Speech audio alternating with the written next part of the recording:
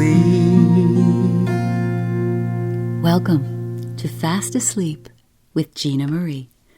I'm Gina, and I love classic short stories.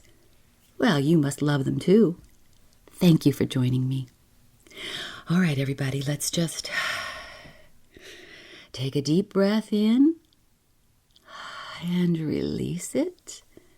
Okay, well, you're on your own from this point on with that breathing part, but I've got you. I've got a great short story for you right now. Oh, we got the message all right with your likes and your subscriptions. We appreciate it. Thank you for those. But what we found out from you is you want more Agatha Christie. And guess what? You have it. Another Miss Marple, all ready for you. Oh, what a great character. Agatha Christie's amateur detective is featured in 20 short stories and 12 novels. This sweet, elderly spinster lives in the village of St. Mary Mead. And guess what? She isn't always so sweet. Did you know Miss Marple is based on Agatha's great aunt, who was also her step-grandmother? She said Miss Marple was very much like her and her cronies. That's Agatha's word, not mine. She went on to say that they were, quote, old ladies whom I have met in so many villages where I have gone to stay as a girl, unquote. You may already know several of Agatha Christie's works have become theater productions, but did you know one production in particular, from a long time ago, there was a character named Caroline Shepherd, who was roughly the same age as Miss Marple? Well, the director replaced this character in that production with a much younger character. Oh, that change greatly upset Mrs. Christie. She wanted to make certain that older ladies always had a voice. So, guess who she created? And created and created. And that character is ready for us right now. Well, first published in 1928. Tuck in, everybody, for Agatha Christie's The Bloodstained Pavement.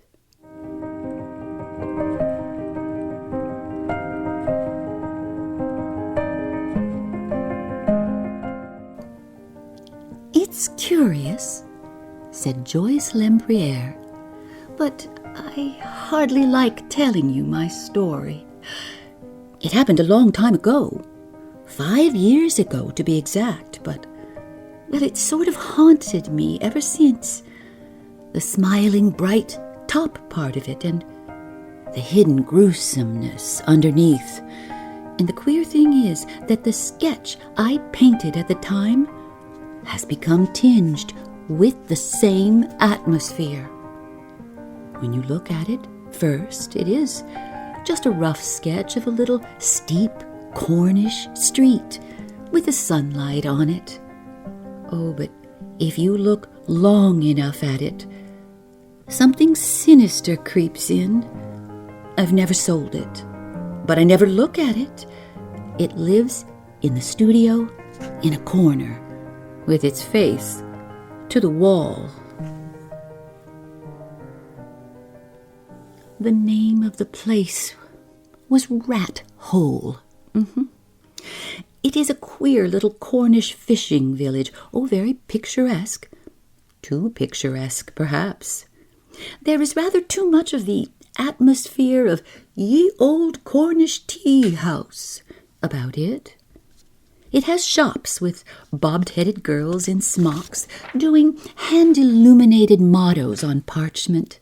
Oh, it is pretty, and it is quaint, but it is very self-consciously so. Don't I know, said Raymond West, groaning. The curse of the char-a-bang, I suppose. You know, old-fashioned coach. No matter how narrow the lanes leading down to them, no picturesque village is safe. Joyce nodded. They are narrow lanes that lead down to Rat Hole, and very steep, like the side of a house. Well, to get on with my story, I had come down to Cornwall for a fortnight to sketch. There is an old inn in Rat Hole, the Polar with Arms. It was supposed to be the only house left standing by the Spaniards when they shelled the place in, 1500 and something. "Oh, not shelled," said Raymond West, frowning. "Do try to be historically accurate, Joyce." Well, at all events, they landed guns somewhere along the coast, and they fired them, and the houses fell down. Anyway, that is not the point.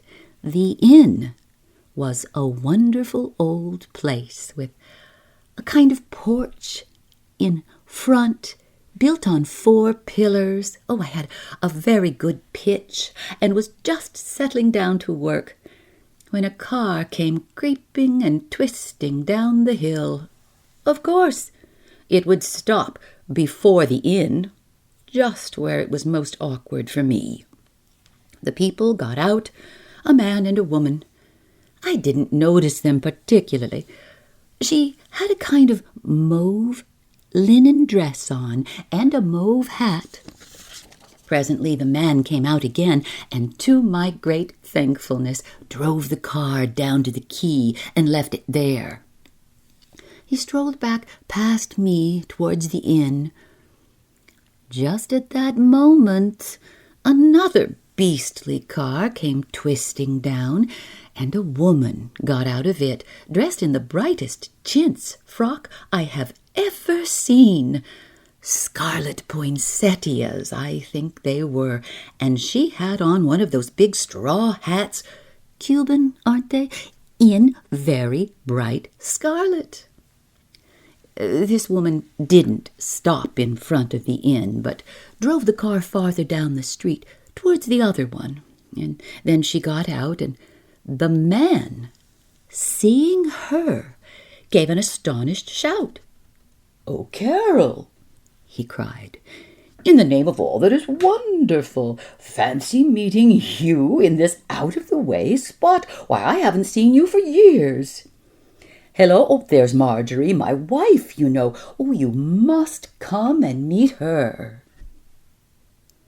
They went up the street, towards the inn, side by side, and I saw the other woman had just come out of the door and was moving down towards them. I had just a glimpse of the woman called Carol as she passed by me, just enough to see a very white powdered chin and a flaming scarlet mouth. And I wondered, I just wondered, if Marjorie would be so very pleased to meet her. I hadn't seen Marjorie near to, but in the distance she looked dowdy and extra prim and proper. Well, of course, it was not any of my business, but you get very queer little glimpses of life sometimes, and you can't help speculating about them. From where they were standing, I could just catch fragments of their conversation that floated down to me. They were talking about bathing. The husband, whose name seemed to be Dennis, wanted to take a boat and row round the coast. Well, there was a famous cave well worth seeing, so he said, about a mile along. Carol wanted to see the cave too, but suggested walking along the cliffs and seeing it from the land side. She said she hated boats. In the end, they fixed it that way. Carol was to go along the cliff path and meet them at the cave, and Dennis and Marjorie would take a boat and row round. Hearing them talk about bathing, well, it made me want to bathe too. It was a very hot morning, and I wasn't doing particularly good work. Also, I fancied that the afternoon sunlight would be far more attractive in effect. So I packed up my things and went off to a little beach that I knew of. It was quite the opposite direction from the cave, and was rather a discovery of mine. I had a ripping bathe there, and I lunched off a tinned tongue and 2 tomatoes, and I came back in the afternoon full of confidence and enthusiasm to get on with my sketch. The whole of Rat Hole seemed to be asleep. I had been right about the afternoon sunlight. Oh, the shadows were far more telling. The polar with arms was the principal note of my sketch. A ray of sunlight came slanting obliquely down and hit the ground in front of it, and had rather a curious effect. I gathered that the bathing party had returned safely because 2 bathing dresses, a scarlet one and a dark blue one, were hanging from the balcony, drying in the sun. Something, though, had gone a bit wrong with one corner of my sketch, and I bent over it for some moments, doing something to put it right. When I looked up again, well, there was a figure leaning against one of the pillars of the polar with arms, who seemed to have appeared there by magic. Now, he was dressed in seafaring clothes, and was, I suppose, a fisherman. But he had a long dark beard, and if I'd been looking for a model for a wicked Spanish captain, I couldn't have imagined anyone better. Well, I got to work with feverish haste before he should move away, though from his attitude he looked as though he was perfectly prepared to prop up the pillars through all eternity. Well, he did move, but luckily not until I got what I wanted. He came over to me, and he began to talk. Oh, how that man talked! Rat Hole, he said, was a very interesting place. I knew that already, but although I said so, that didn't save me. I had the whole history of the shelling, I mean the destroying of the village, and how the landlord of the Polar with Arms was the last man to be killed.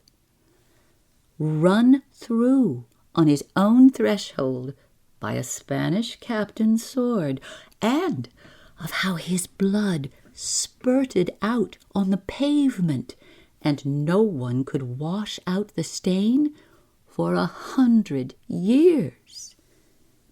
It all fitted in very well with the languorous, drowsy feeling of the afternoon.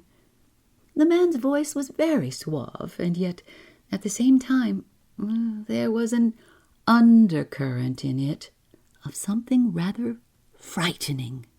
He was very obsequious in his manner, yet I felt underneath he was cruel. He made me understand the Inquisition and the terrors of all the things the Spaniards did better than I have ever done before. All the time he was talking to me, I went on painting, and suddenly I realized that, well, in the excitement of listening to his story, I had painted in something that was not there. On that white square of pavement where the sun fell before the door of the Polar with Arms, I had painted in bloodstains. Well, it seemed extraordinary that the mind could play such tricks with the hands. But as I looked over toward the inn again, I got a second shock. My hand had only painted what my eyes saw, drops of blood on the white pavement.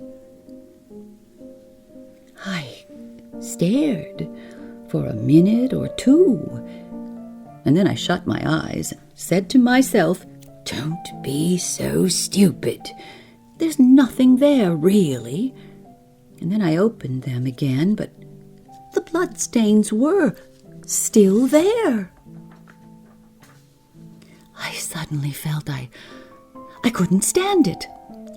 I interrupted the fisherman's flood of language. "Tell me," I said, "my eyesight is not very good. Are those bloodstains on that pavement over there?" He looked at me indulgently and kindly. "No bloodstains in these days, lady. What I am telling you about is nearly 500 years ago." "Yes," I said, "but now, on the pavement." The words died away in my throat.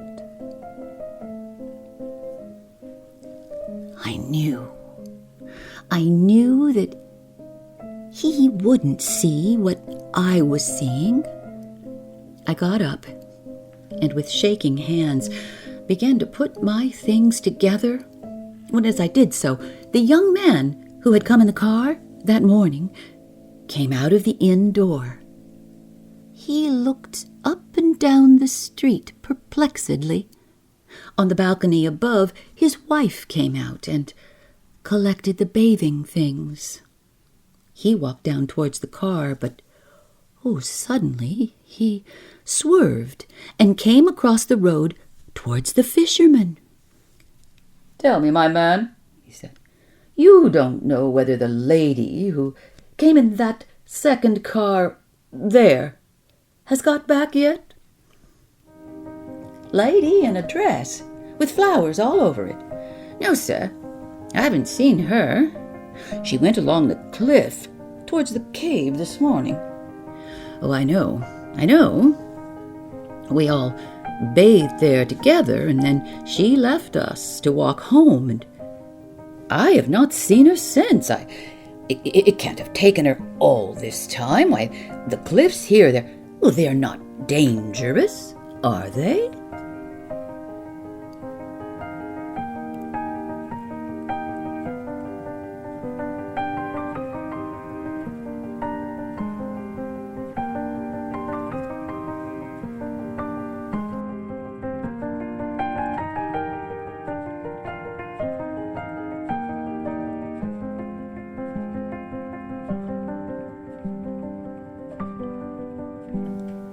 Stay with me. I'll be right back.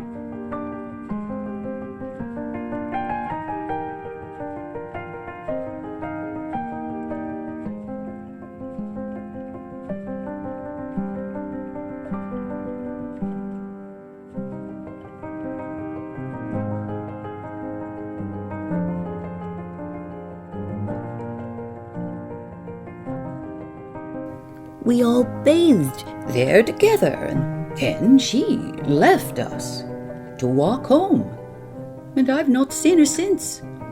It can't have taken her all this time. The cliffs round here are not dangerous, are they? Well, it depends, sir, on the way you go. Now, you know the best way is to take a man who knows the place with you.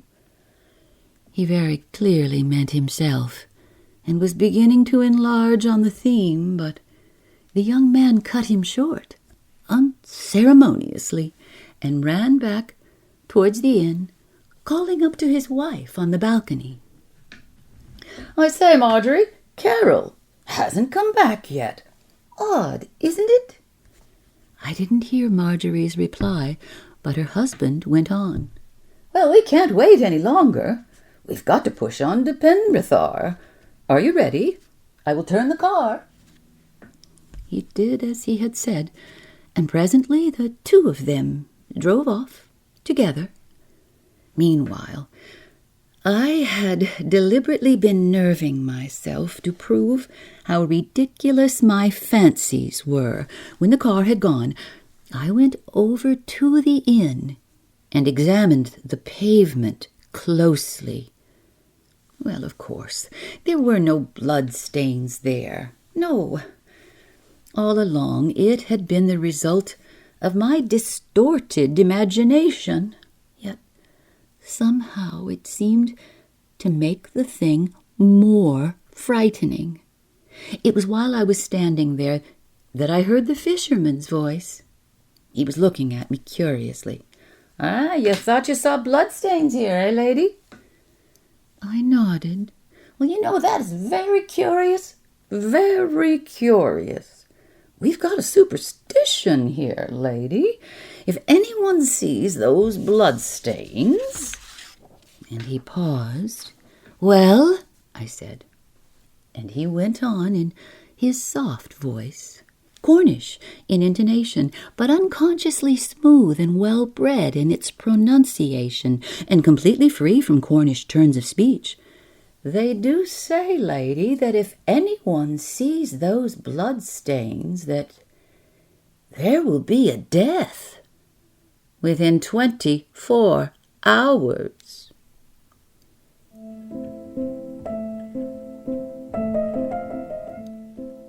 Creepy.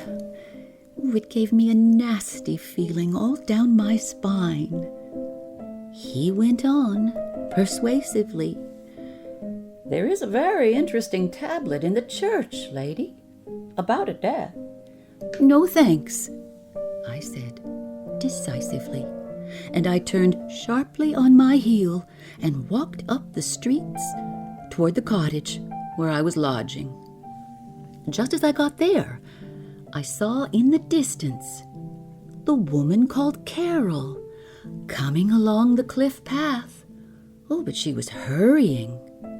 Against the gray of the rocks, she looked like some poisonous scarlet flower. Her hat was the color of blood. Oof, I shook myself. Really, I had blood on the brain. Later, I heard the sound of her car. I wondered whether she too was going to Penrithar, but she took the road to the left, in the opposite direction. I watched the car crawl up the hill and disappear, and I breathed somehow more easily. Rat Hole seemed its quiet, sleepy self once more. "If that is all," said Raymond West, as Joyce came to a stop, "I will give my verdict at once. Indigestion. Spots before the eyes after meals." "It isn't all," said Joyce. "You have got to hear the sequel. I read it in the paper 2 days later, under the heading of Sea Bathing Fatality."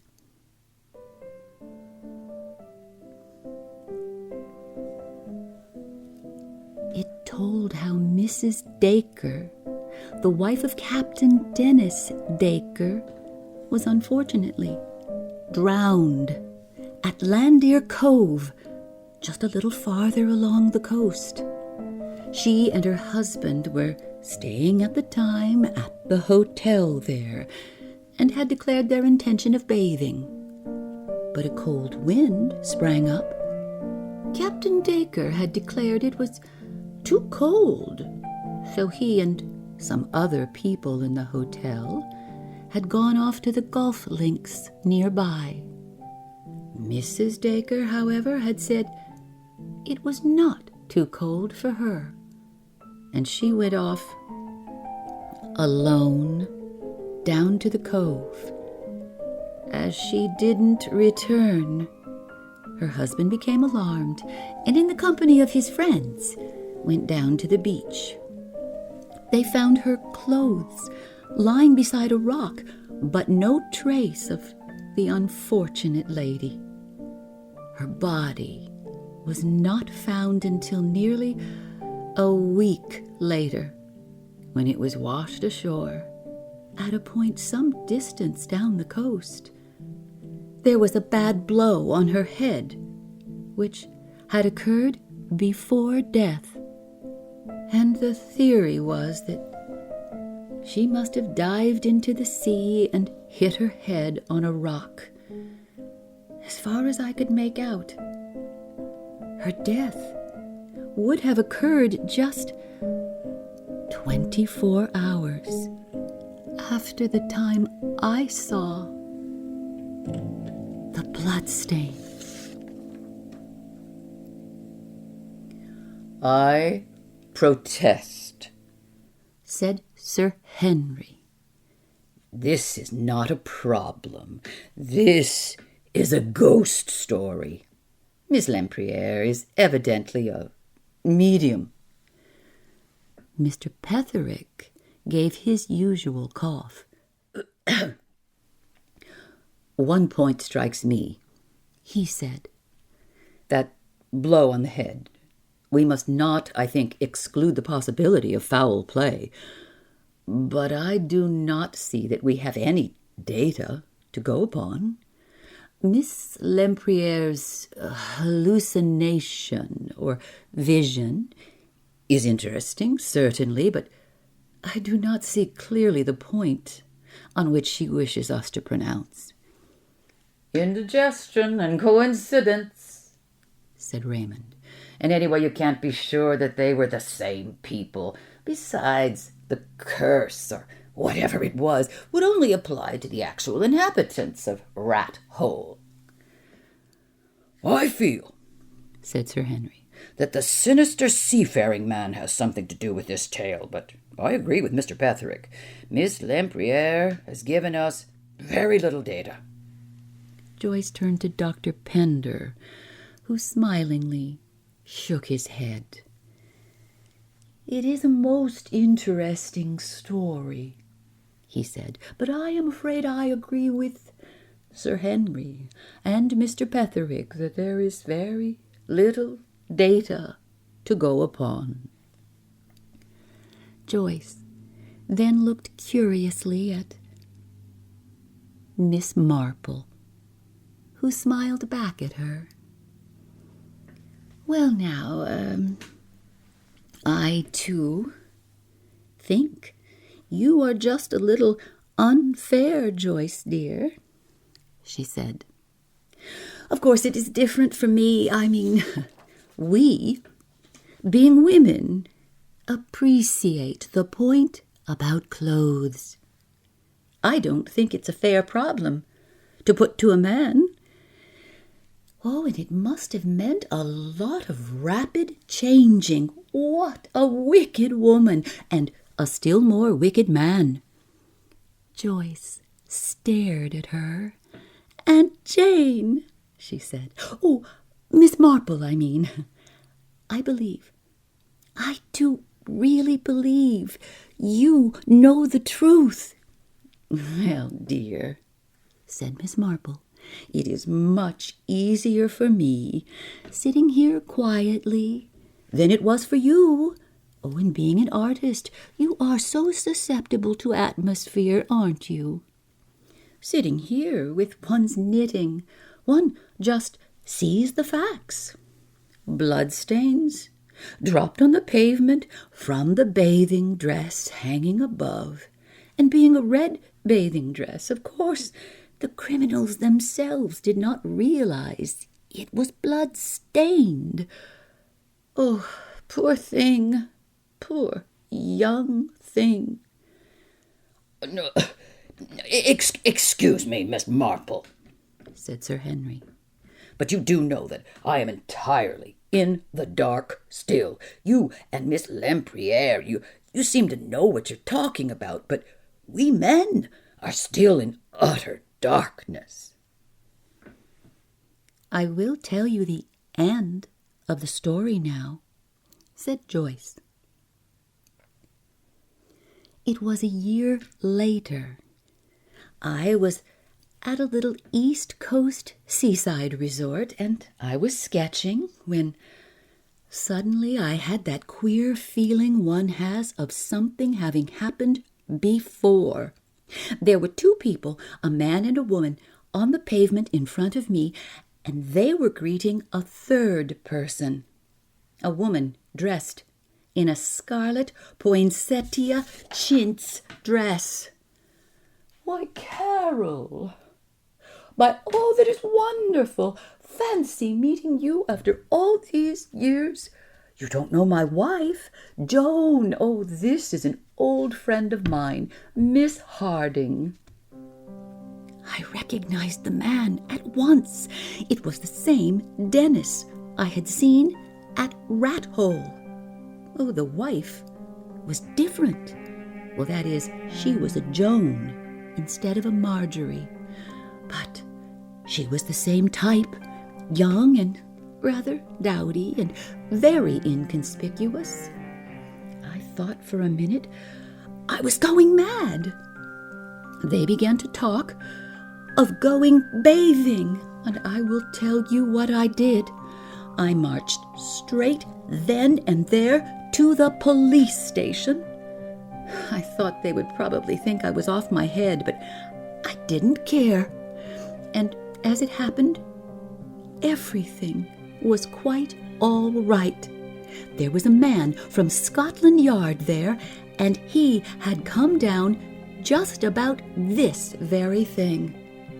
It seems, it's horrible to talk about. It seems that the police had got suspicious of Dennis Dacre. Well, that wasn't his real name. He took different names on different occasions. He got to know girls, usually quiet, inconspicuous girls without many relatives or friends. He married them and insured their lives for large sums. And then, it's horrible.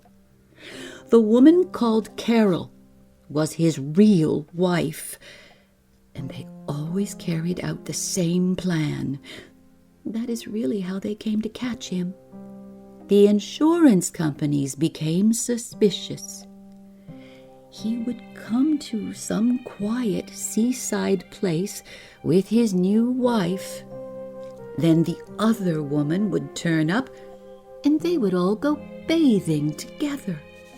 And then the wife would be murdered, and Carol would put on her clothes and go back in the boat with him. And then they would leave the place, wherever it was, after inquiring for the supposed Carol. And when they got outside the village, Carol would hastily change back into her own flamboyant clothes and her vivid makeup, and would go back there and drive off in her own car. They would find out which way the current was flowing, and the supposed death would take place at the next bathing place along the coast, that way. Carol would play the part of the wife and would go down to some lonely beach and would leave the wife's clothes there by a rock and depart in her flowery chintz dress to wait quietly until her husband could rejoin her. I suppose when they killed poor Marjorie, some of the blood must have spurted over Carol's bathing suit, and being a red one, they didn't notice it, as Miss Marple says. But when they hung it over the balcony, it dripped. Oh, she gave a shiver. I can see it still. Well, of course, said Sir Henry. I remember very well now. Davis was the man's real name. It had quite slipped my memory that one of his many aliases was Dacre. Well, they were an extraordinarily cunning pair. It always seemed so amazing to me that no one spotted the change of identity. I suppose, as Miss Marple says, clothes are more easily identified than faces, but it was a very clever scheme.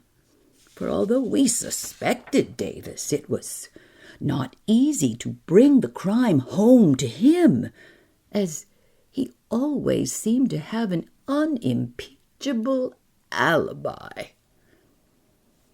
Aunt Jane, said Raymond, looking at her curiously, how do you do it?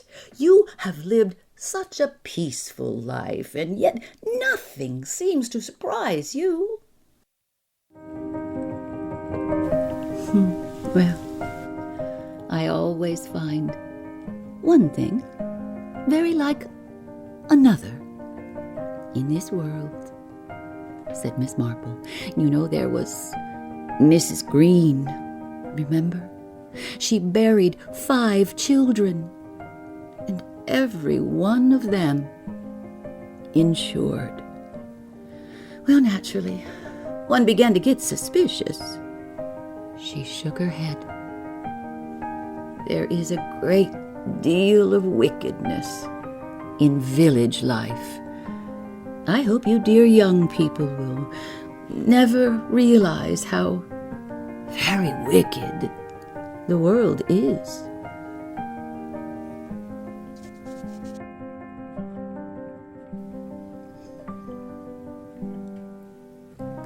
Introduction information for this episode is from Agatha Christie's Miss Marple series by Kelly Boyer Sagert at kbsagert.com, and other sources in our show notes. Music for this episode is Emerald from Carl Faber, Zoetrope from Joop Beving, and Shadow Rock from Derek and Brandon Fichter. Now, if you would like to contact me, you can, right here in comments, or at fastasleepwithginamarie44@gmail.com, or on Instagram, Facebook, and TikTok. Please keep us here for you with your reviews, your likes, your comments, and by subscribing. I thank you for listening.